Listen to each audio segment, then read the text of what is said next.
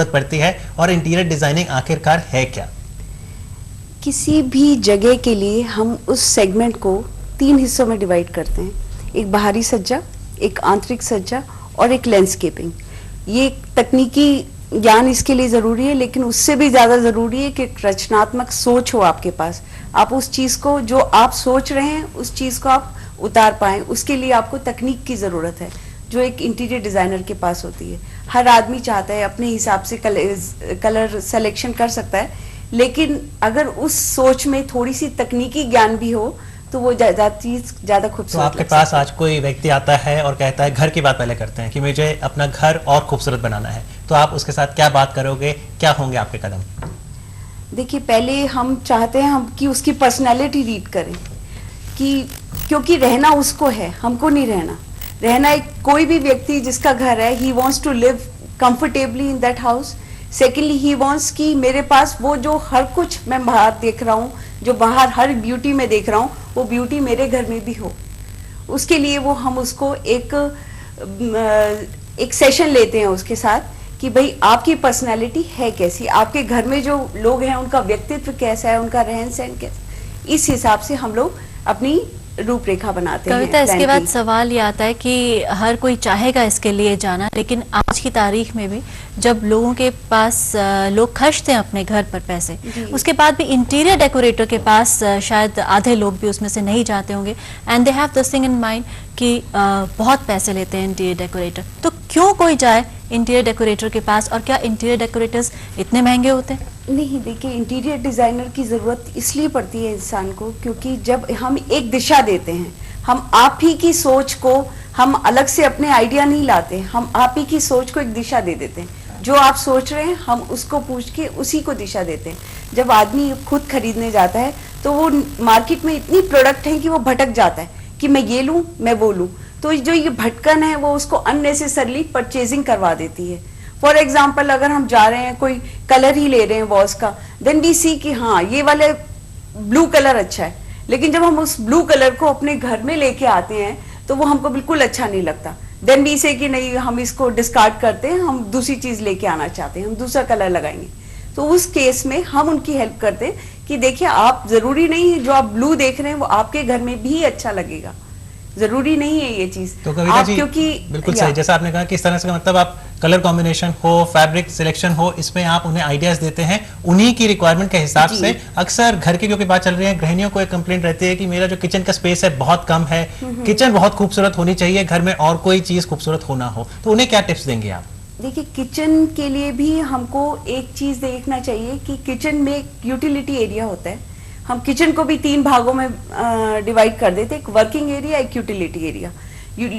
Working area वो होता है जहां आप खाना बनाते हैं, यूटिलिटी एरिया वो होता है जहां पे आप यूटेंसिल्स रख सकते हैं या जो भी सामान है वो आप रख सकते हैं। आपको ये देखना है जहां आपका फ्रिज रखा है उसका डिस्टेंस आपके नल जो वॉशिंग एरिया है उससे कितनी दूर है।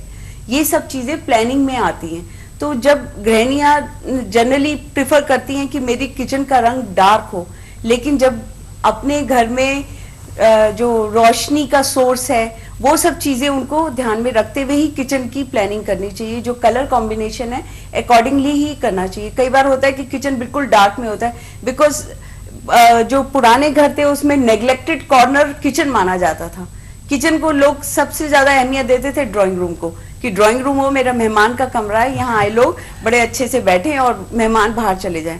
नो, अब किचन ज्यादा इसलिए क्योंकि सारी गृहिणियों का सबसे ज्यादा समय वहीं गुजरता है, तो इसलिए वो चाहती हैं कि मेरी जगह अच्छी हो। ज्यादातर जो आपके पास भी क्लाइंट्स आते हैं वो किचन के लिए आते हैं, लिविंग रूम के लिए आते हैं, ऑफिसेस के लिए आते हैं? ओवरऑल के लिए आते हैं। Generally they want to know कि हम कैसे इसको बेहतर बना सकते हैं। इसी से एक सवाल और उठता है, जैसे अमित ने बहुत अच्छा सवाल पूछा कि kitchen is very important, it's a room too. तो जब भी कोई अपने घर के लिए जाए, क्योंकि आज लोगों का मौका है, आपसे अच्छे से टिप्स ले सकते हैं, जी। तो हमारे जहन में कॉमन चीजें होती हैं। एक ड्राइंग रूम है, बेडरूम्स हैं, किचन है और स्पेस है, बीच में बालकनीज है।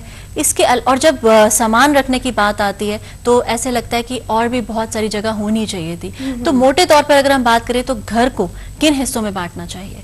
देखिए, एक फॉर्मल एरिया होता है, एक लिविंग एरिया होता है। जो घर की रूपरेखा तैयार करते हैं या प्लानिंग तैयार करते हैं वो ये देखिए कि आप मेहमान आ रहे हैं, मेहमानों का कमरा है, तो ये काम आर्किटेक्ट का है या इंटीरियर डिजाइनर भी इसमें हेल्प करता है? इसमें इंटीरियर डिजाइनर ही हेल्प करता है, क्योंकि आर्किटेक्ट का ये होता है बेसिक स्ट्रक्चर आर्किटेक्ट बना के देता है। इंटीरियर डिजाइनर का आपके साथ कम्युनिकेशन बहुत होता है। एक इंटीरियर डिजाइनर और जो एक पर्सन रहने वाला है, दे आर वेरी 1-to-1 होना चाहिए उनके कविता जी, जो थॉट्स इसमें हैं। हमारे दर्शक मॉनिटर पर एक पिक्चर भी देख सकते हैं, ये लिविंग रूम है, थोड़ा इसके बारे में ये बताइए। एक फॉर्मल एरिया है, ये ड्राइंग रूम है, और इन लोगों को ये लगता है क्योंकि इनकी जो मिसेज हैं इनको किटी पार्टीज का बहुत शौक है, तो इस पर्टिकुलर रूम में मैंने फॉर्मल एरिया और लिविंग एरिया बिल्कुल अलग कर दिया। लिविंग एरिया बिल्कुल बाहर है, और जो आप ग्लास डोर देख रहे हैं, इस ग्लास डोर के पीछे सिर्फ लिविंग एरिया है। जब वहां पे लोग जाते हैं, जो उनके घर के लोग हैं या टीवी है, इस रूम में टीवी का कोई मतलब नहीं है। इसमें ओनली थिंग किटी पार्टीज को ध्यान में रख के ये रूम डिजाइन किया और गया इससे है। पहले एक और पिक्चर थी जो हमने देखी, वो रिसेप्शन की थी। जी, तो जी। रिसेप्शन में पिलर्स भी काफी यूनिक थे, उसके बारे में बताइए। रिसेप्शन ये मेरे खुद का ही ऑफिस है, ये जो मैंने बनाया ये रिसेप्शन है मेरा, और ये पिलर्स नहीं है, ये गमले हैं एक्चुअली में, सीमेंट के गमले।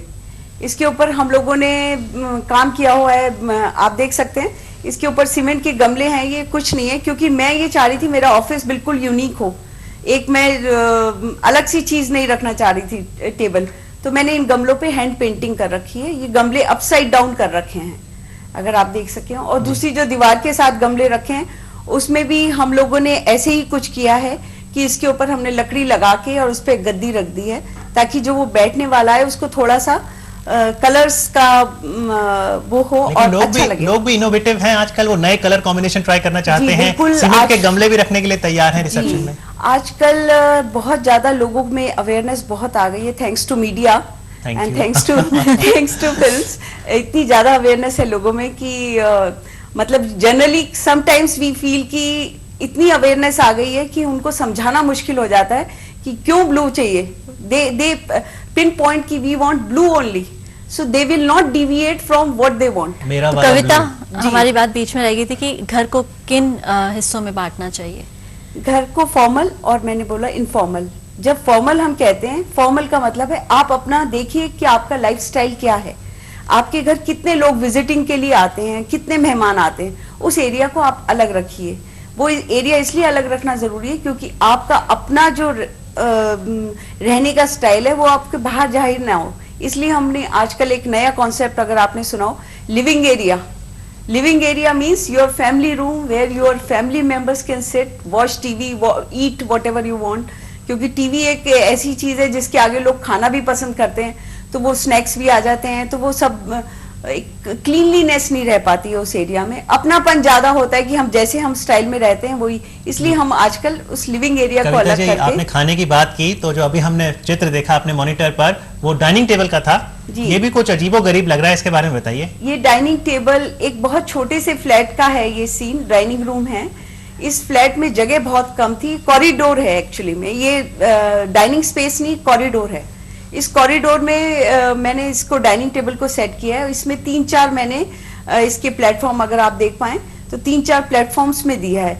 जनरली क्या होता है, जब डाइनिंग टेबल छोटी होती है तो लोग अचार, सॉस, ये सब बॉटल्स इसमें रख देते हैं, तो मैंने इस चीज को थोड़ा सा सेग्रीगेट कर दिया है। जो ऊपर वाला पोर्शन आप देख रहे हैं, that is for fixed things, कि उसमें जैम की बॉटल रखी है तो रखी रहे, सॉस रखी है तो रखी रहे, you don't have to remove all the time. और जो पीछे हम वॉल हैंगिंग देख रहे हैं, आप रेकमेंड करेंगे कि वॉल हैंगिंग हो, सीनरी ये हो? एक्चुअली में डी शेप मैंने इसको डाइनिंग टेबल को बनाया है, क्योंकि जब हम खाना खाते हैं we want to see good things, और होता क्या है कि अगर हम दीवार देख रहे हैं तो हमारी एपेटाइट तो वैसे ही खत्म हो जाएगी।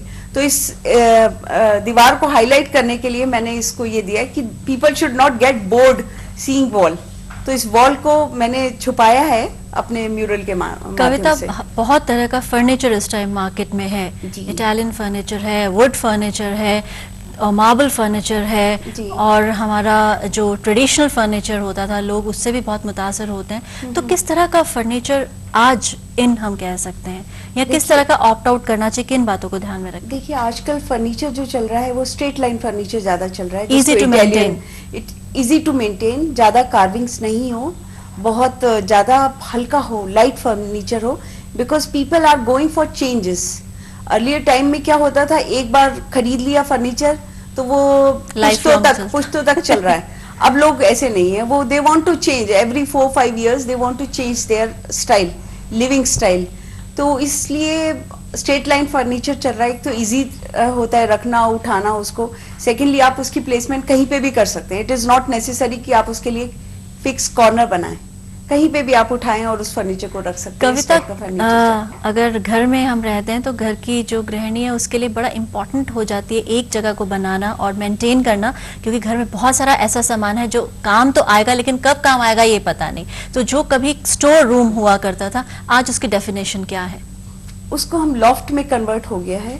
वैसे भी जब से वास्तु और फेंग शुई आए हैं तो लोगों की सोच में भी काफी बदलाव आ गया है। लोग स्टोर रूम नहीं चाहते हैं आजकल, वो ये कहते हैं हमको रखना ही नहीं है। यानी इंटीरियर डिजाइनर वास्तु और फेंग शुई के मध्य नजर भी एडवाइस देता है? जी बिल्कुल, ये हम लोगों का बहुत एक अहम हिस्सा है वास्तु शास्त्र और फेंग शुई। फेंग शुई तो इतना नहीं कहेंगे क्योंकि ये चाइना से आया है, लेकिन वास्तु का शुरू से भी ज्यादा महत्व था और अभी लोग इसको ज्यादा जानने लगे हैं क्योंकि इसके बारे में लेख प्रकाशित होते रहते हैं, समय समय पर लोग आने लगे हैं, लोग इसका मतलब जानने लगे हैं। क्योंकि वास्तुशास्त्र क्या है, वो सिर्फ ये है कि आपकी लाइट की सोर्स क्या है, ये दिशा ज्ञान है जो हमारे प्राकृतिक एटमॉस्फेयर जो है, जो नेचुरल एनवायरनमेंट है, इससे इंस्पायर है। फेंग शुई में भी ऐसा ही कुछ है, लेकिन फेंग शुई ये कहता है कि आप डिस्कार्ड कर दीजिए अपनी ओल्ड थिंग्स। और समटाइम्स जो हमारे पास आते हैं, जो ओल्ड कपल्स होते हैं या जो घर में एल्डरली पीपल होते हैं, वो कहते हैं अरे मैडम ये हमारा पलंग है, इसको यहीं रहने दीजिए। लेकिन आप उनको रेकमेंड करती हैं कि वो एक लाफिंग बुद्धा रख लें या चाइम्स लगा लें, उससे भी फर्क पड़ेगा? इससे फर्क पड़ता है, लोगों को एक सिर्फ एश्योरेंस देने के लिए होता है। लेकिन जैसे वास्तु में है, तो वास्तु में एक बीच में ये भी चला था कि वास्तु के हिसाब से लोग अपने पूरे घर तोड़ रहे थे। तो मैं पर्सनली रिकमेंड नहीं करती हूँ। मैं सोचती हूँ जहाँ पे भी आपको लगता है ऐसा कॉर्नर है, सपोज एक हाउस साउथ फेसिंग है, लोग कहते हैं दक्षिण मुखी घर नहीं होना चाहिए, दक्षिण मुखी ऑफिस नहीं होना चाहिए। अगर आप अपनी मुख की दिशा चेंज कर लें, क्योंकि मकान की या घर की दिशा आप चेंज नहीं कर सकते, लेकिन अगर आप ही ने मुख की दिशा चेंज हो गई तो नेचुरली वो आप ईस्ट को फेस करेंगे। घर तोड़ने की जरूरत नहीं है, घर तोड़ने की जरूरत नहीं है। एंड वी जनरली रिकमेंड, एक पिरामिड आता है तो हम उसको रखवा देते हैं, तो वो नेगेटिविटी कम कर लेता है। घर के बाहर एक आईना लगा दीजिए, तो जो आपके घर में नेगेटिव फीलिंग्स आ रही हैं, लोग लेके आ रहे हैं नेगेटिव फीलिंग, वो नेगेटिव पॉजिटिव में कन्वर्ट हो जाती हैं, ऐसा मानना है लोगों का। एंड लोगों को फर्क भी पड़ा है उससे काफी। जी, अगर जैसे अब तक की हमने बात की, आपने कहा डाइनिंग टेबल पे ठीक से नहीं खाएंगे तो सामान नीचे गिरेगा, फर्नीचर ठीक से नहीं रखेंगे तो भी, फर्श की बात हुई है, फर्श पर कारपेट होना चाहिए या मध्यवर्गीय परिवार कई बार सोचता है कारपेट नहीं रखते, अधिकांश घरों में कारपेट नहीं होता, तो क्या कारपेट होना चाहिए? देखिए, कारपेट आपकी जगह के लुक को बढ़ाता है, इसमें कोई शक नहीं है। लेकिन क्योंकि फ्लोरिंग आजकल इतनी खूबसूरत आ रही है कि वो कारपेट से ज्यादा बेहतर ऑप्शन है। लेकिन महंगा भी तो फिर होगा फ्लोरिंग? नहीं, महंगा ज्यादा नहीं होता है कारपेट से जितना ही, क्योंकि इसमें मेंटेनेंस फ्री होता है। ज्यादा फ्लोरिंग आ रही है, विट्रीफाइड आ रही है, जो भी आप लगाना चाहें, फ्लोरिंग के इतने ऑप्शंस हैं आजकल कि आपको कुछ लगाने की जरूरत नहीं। हमने ऑडिटोरियम का दृश्य भी देखा, इस ऑडिटोरियम में बताइए किस तरह की फ्लोरिंग है, किस तरह से सजावट की है? इस ऑडिटोरियम में हम लोगों ने विट्रीफाइड टाइल्स लगा रखी है। इसमें क्योंकि काफी लोग आएंगे इस ऑडिटोरियम में, इस ऑडिटोरियम को, तो वो स्क्रैचलेस होती है। ये फ्लोरिंग जो होती है, इसमें स्क्रैचेस कम पड़ते हैं, तो इसलिए हम लोगों ने इस पर्टिकुलर ऑडिटोरियम में हम लोगों ने विट्रीफाइड टाइल्स लगा रखी है। कविता, आपने फ्लोरिंग की बात की, किचन की बात की और ड्राइंग रूम की बात की, लिविंग स्पेस, लेकिन हर कोई जो अपना घर बनाता है ज़रूरी नहीं कि वो एक इंटीरियर डेकोरेटर अफोर्ड कर सके। तो कलर्स, जैसे कि आप तो ऑफिसेस भी करती हैं, रेस्टोरेंट, मॉल्स, ये सब करती हैं, और जैसे कुछ कलर्स खास होते हैं, like when we go to a restaurant generally they use orange shades, वो एपेटाइट को बढ़ाता है। तो घर में आपका क्या मानना है कि किस तरह के कलर्स होने चाहिए जो मूड को रखें, वाइब्रेंसी रखें, पॉजिटिव एनर्जी घर में दें? देखिए हिम्मत, सबसे ज्यादा जरूरी ये है कि आपका व्यक्तित्व क्या कहता है आपको। Can you carry that colour what you are asking for. सबसे ज्यादा जरूरी आज के डेट में हम लोग जो ये कहते हैं क्लाइंट को, आप रह पाएंगे उस घर में अगर हम आपकी दीवारें रेड कर देते हैं, सपोज, आप कितनी देर तक रेड बॉल्स के साथ रह सकते हैं? 1-2 days, and then after that you feel bored, tired. जो रंगों का प्रभाव हमारे जीवन पे उतना ही है जितना किसी खाने का है, क्योंकि कलर हमको इंस्पायर भी करते हैं, हमारे अंदर नेगेटिविटी भी लाते हैं कलर्स। तो इसलिए कलर्स को बहुत सोच समझ के लगाना चाहिए। तो आप कहेंगे ओल्ड इज गोल्ड, जो सेफ कलर्स हैं, बेज है? No, it is not that. You should experiment with colours. Like suppose we are going for blue colour, then you can have one combination. एक वॉल आप blue दे सकते हैं, second wall maybe you can go for pink, maybe for orange. वो जो combination, अभी picture तो इसमें एक वॉल की साइड आपने रेड दी थी विद बेज, आई थिंक। वो इसलिए दी थी क्योंकि जो इसमें पोर्ट्रेट है वो मैं उसको एनहांस करना चाह रही थी, उस पोर्ट्रेट को, portrait of a lady. Secondly आप जो देख रहे हैं, जिस ऑब्जेक्ट में ज्यादा कलर होता है उसकी बेस हम चाहते हैं कि लाइट हो, ताकि वो ऑब्जेक्ट उभर के आए। और जो ऑब्जेक्ट लाइट होता है उसकी बेस हम डार्क रखते हैं, ताकि वो ऑब्जेक्ट, वो वॉल भी उभर के आए। कविता, हमारी बातचीत में एक इम्पॉर्टेंट बात रहेगी कि इंटीरियर डेकोरेटर हायर करने के लिए तकरीबन कितने पैसे लगते हैं, so that middle class family can also go? Can middle class family go space to space? Secondly आपका जो स्टाइल है रहने का, वो स्टाइल क्या है? आप मध्यम वर्गीय हैं या आप ऊंचाई वर्गीय हैं? ये सब चीजें महत्व रखती हैं। Approximately how much they charge for a 2 bedroom flat? Designer है वो 15,000 से 20,000 रुपए दे कैन चार्ज। और कविता, ये सवाल इसलिए भी इतना जरूरी हो जाता है क्योंकि इस समय कई युवा हमारे कार्यक्रम देख रहे होंगे, और यदि वो इंटीरियर डिजाइनर बनना चाहते हैं तो क्या आपको लगता है कि एक अच्छा व्यवसाय विकल्प है ये उनके पास? जी, बहुत अच्छा है। और सेकेंडली जो आज लोगों की सोच बदली है, वो हमको लगता है कि काफी हमारे लिए भी बहुत इंस्पायरिंग है। इनिशियली हमको भी ये लगता था, लोग हमसे पूछते थे कि इंटीरियर डिजाइनर करता क्या है, मेज कुर्सी इधर उधर रखता है तो फिर हम आपको पैसे क्यों दें? लेकिन अब लोगों को लगता है, आप सोचिए हमारे पास हर तबके के लोग आते हैं। इवन छोटे से छोटा जो एक क्लरिकल जॉब में, वो भी हमारे पास आ रहा है, क्योंकि उसको भी एक बेटर लिविंग चाहिए, बेटर स्पेस चाहिए। Because we are not giving you a better living, we will manage your space also. और इस मैनेजमेंट के लिए, जो मैनेज करनी है, स्पेस मैनेज करना है, कलर कॉम्बिनेशन देखना है, इसके लिए जो टेक्नोलॉजी कितना सहायक रहती है? क्या कंप्यूटर पर आप पहले से ही विजुलाइज कर सकते हैं या स्केचेस बना सकते हैं? देते हैं कि आपका रूम बनने के बाद ऐसा लगेगा, आपका इतना स्पेस बचेगा। इसके लिए तकनीकी ज्ञान बहुत जरूरी है। रचनात्मक सोच तो है ही, लेकिन हर रचनात्मक सोच वाला इंसान इंटीरियर डिजाइनर नहीं बन सकता, क्योंकि इसके लिए तकनीकी ज्ञान बहुत जरूरी है। कई बार हम लोग होता है कि स्पेस छोटा होता है तो हम उस दीवार को हटा देते हैं, उस दीवार को हटा के उस स्पेस को हम बड़ा करते हैं। तो उसके लिए आपका ज्ञान बहुत जरूरी है। पता चले कि दीवार गिरी तो फिर वो लेंटल भी गिर सकता है। रचनात्मकता की आपने बात की कविता जी, जो दृश्य हमने देखे, चाहे वो फोटोज हो या जो विजुअल्स लाए थे, बहुत खूबसूरत है। यकीनन क्लाइंट्स को पसंद आए होंगे। लेकिन क्या कभी ऐसा भी हुआ है कि आपने कुछ बनाया, विजुअलाइज किया और क्लाइंट ने कहा ये मुझे पसंद नहीं? होता है, 25% केसेस में ऐसा भी होता है, क्योंकि वो जो सोच रहे होते हैं वो बहुत ऊंचा सोच रहे होते हैं, लेकिन फिर हम उनको रियलाइज कराते हैं, देखिए आपका बजट इतना है, आपके बजट में ये फिक्स होता है। क्योंकि इंटीरियर डिजाइनर का एक सबसे बड़ा जो लोग पहलू है वो भूल जाते हैं कि वो आपको बजट मैनेजमेंट भी सिखाता है। ये जरूरी नहीं कि आपको घर खूबसूरत देना है और उसके बाद वो लेविशली खर्च करता रहे आपके लिए। हम जैसे क्लाइंट से पूछते हैं कि आपका बजट क्या है, तो बजट के अकॉर्डिंगली हम उनको बताते हैं। रेजिडेंशियल एरियाज और कॉर्पोरेट हाउसेस आप करते हैं क्या? छोटे दुकानदार भी आपके पास आते हैं? जी बिल्कुल आते हैं, हमारे पास ज्वेलरी डिजाइनर्स आते हैं, क्योंकि उसमें उन लोगों को दिखाना होता है हमारी ज्वेलरी कैसे हम बढ़ा के दिखाएं, ज्यादा दिखे, क्योंकि ज्वेलरी एक ऐसी चीज है, आइटम महंगी है, तो उसमें उसके फिर हम मिरर्स का उपयोग करते हैं, या उनको ऐसे कॉर्नर्स दे सकते हैं जहाँ पे वो लिमिटेड स्पेस में अपनी ज्यादा से ज्यादा डिस्प्ले कर सकें। So let's see one such shop which you have designed. Yeah.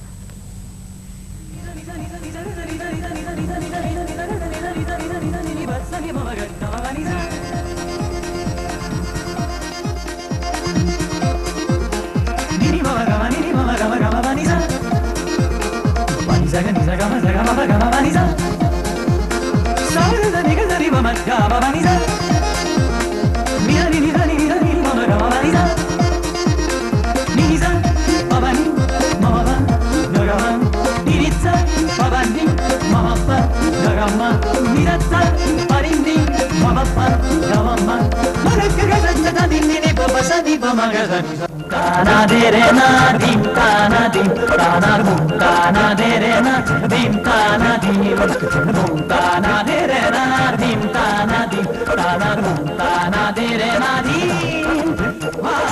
Kavita, that was so beautiful and economical too. Thank you Yeah. so much for adding color to our program. लेकिन चलते चलते कहिमा ये तो जान ले कविता जी से कि हमारे स्टूडियो को आप किस तरह से आंकते हैं, कितने नंबर देंगे आप इंटीरियर डिजाइनिंग के हिसाब से? स्टूडियो क्योंकि ये तकनीकी है इसलिए तकनीक ज्यादा जरूरी है, ब्यूटी तो आप लोग हैं ही। तो 10 में से 10 मान के चले फिर? 10 में से 10? बहुत बहुत शुक्रिया। Thank you so much. Thank you. Thank you. चलिए, हमें तो 10 में से 10 मिल गए हैं, लेकिन एक और ऐसे स्टूडेंट हैं, युवा प्रतिभा हैं, जो कि 12वीं कक्षा में है, 16 वर्ष की उनकी आयु है और वो एडिटर है द यमुना के, एक ऐसा न्यूज़पेपर जो हर 3 महीने में आता है और जो सामाजिक मुद्दे हैं उनको उजागर करता है ना इंटरेस्टिंग? इस पर हम चर्चा करेंगे कुछ ही पलों में। लेकिन शोले से लेकर अगर हम कहें दिल चाहता है तक, और एक लड़की को देखा तो ऐसा लगा जावेद अख्तर साहब ने अपनी एक अलग ही पहचान बना ली है लोगों के बीच में, और जब उनकी जुबान पर कोई शब्द आता है तो लोग रुक जाते हैं उसे सुनने के लिए, ऐसी कशिश है उनमें। बिल्कुल उन्हीं सही से हो- एक मुलाकात हो जाए। बिल्कुल, उनसे मुलाकात करते हैं और जानते हैं कि जो मिर्जा गालिब पर प्ले हुआ था उस पर उनकी क्या प्रतिक्रिया थी। देखिए, अब ये मुझे बहुत जान के खुशी हुई कि आज कभी कभी जब लगता है कि शायद लिटरेचर से, पोइट्री से हमारा जो कल्चरल हेरिटेज है उससे नई पीढ़ी का रिश्ता कुछ टूट सा गया है, तो जब ऐसा मालूम होता है कि ऐसे स्कूल्स में गालिब पे प्ले हो रहा है तो खुशी हुई सुन के। इसके मतलब ये है कि कम से कम दिल्ली के बच्चे तो दिल्ली में पैदा तो खैर आगरा में हुए थे गालिब, लेकिन गालिब दिल्ली कहलाते हैं इसलिए कि उन्होंने ज़िंदगी तो दिल्ली में गुजारी, तो इस हेरिटेज को वो संभाल भी रहे हैं, उसकी इज़्ज़त भी कर रहे हैं, उससे मोहब्बत कर रहे हैं और मुझे यकीन है कि प्ले भी मुझे बहुत अच्छा लगेगा। देखिए, कुछ लोग ऐसे होते हैं कि उनकी तारीफ़ के लिए लफ्ज़ नहीं बने हैं, इसलिए कि ऐसे लोग रोज़ होते नहीं तो ज़बान को शायद ज़रूरत नहीं पड़ी।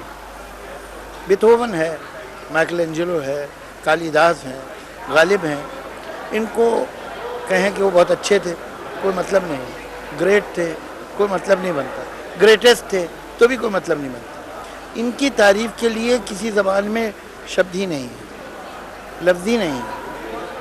ये थे, बस इतना काफ़ी है इनके बारे में।